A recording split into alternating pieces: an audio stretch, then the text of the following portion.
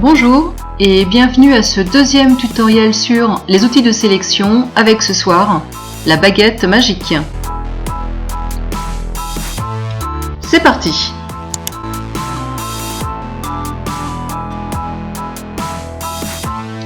La baguette magique, c'est également un outil de sélection, tout comme le rectangle, le lasso ou l'ellipse. À la différence de ces derniers, plutôt que de tracer une zone, comme un rectangle donc, ou une ellipse, elle permet de sélectionner par plage de couleurs. Pour l'activer, comme pour les autres, simplement vous cliquez sur l'icône dans la palette d'outils ou dans le menu haut en déroulant la liste des outils. S'affiche alors toute la barre de commande de boutons propre à cet outil.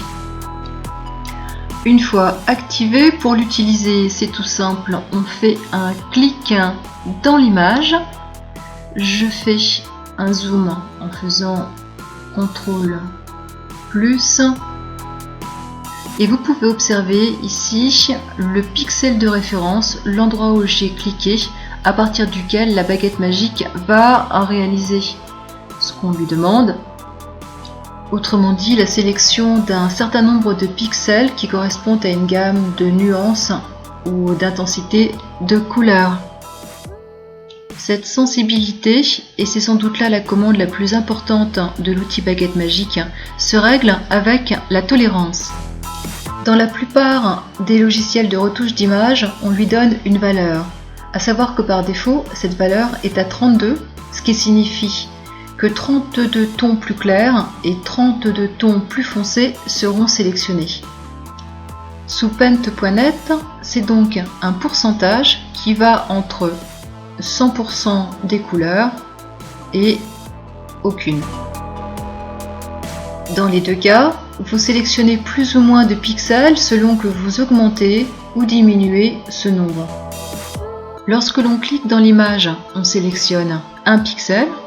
Sachez que ce pixel de référence, on peut le déplacer dans l'image. Vous avez deux modes de remplissage, le contigu ou le global. Si vous choisissez l'option globale, tous les pixels, où qu'ils soient dans l'image et qui tombent dans la plage de tolérance, seront sélectionnés. Si je clique ici dans mon poivron jaune, et que je prends l'option globale, je vois que je sélectionne des pixels dans plusieurs parties de mon image.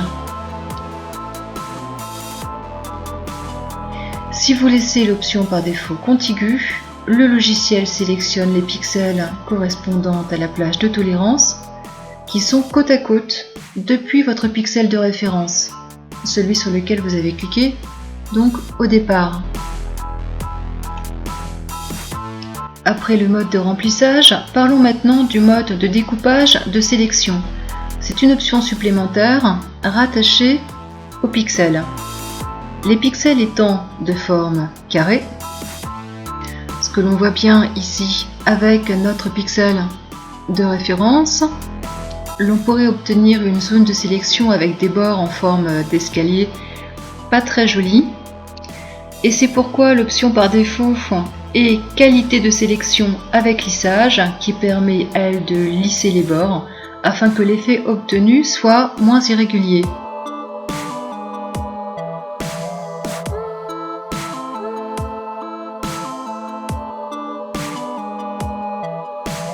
Voici une astuce souvent utilisée dans la retouche photo.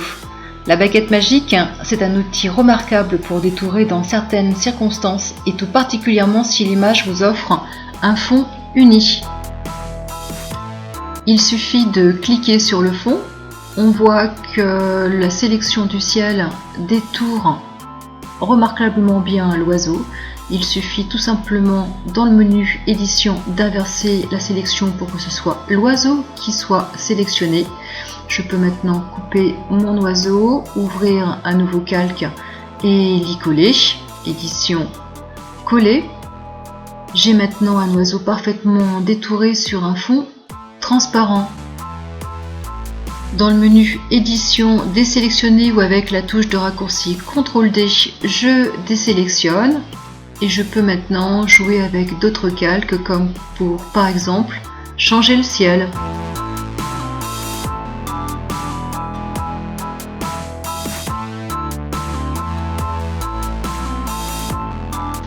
La baguette magique, c'est un outil très pratique avec certains outils comme également le pot de peinture. Voici un exemple pour lequel je vais modifier ma couleur primaire d'avant-plan et secondaire ou d'arrière-plan. En général, je pars d'un seuil de tolérance plutôt bas. Je vais cliquer dans mon image, c'est parfait, il est très bien sélectionné. Je vais maintenant le coloriser avec mon pot de peinture. Je me positionne donc mon pot de peinture sur le nuage. Un clic gauche lui applique la couleur primaire. Même opération, clic droit lui applique la couleur secondaire.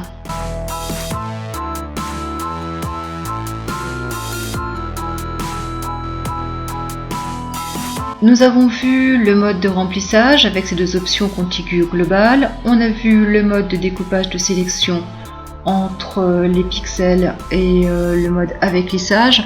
Voici maintenant l'échantillonnage entre la couche et l'image.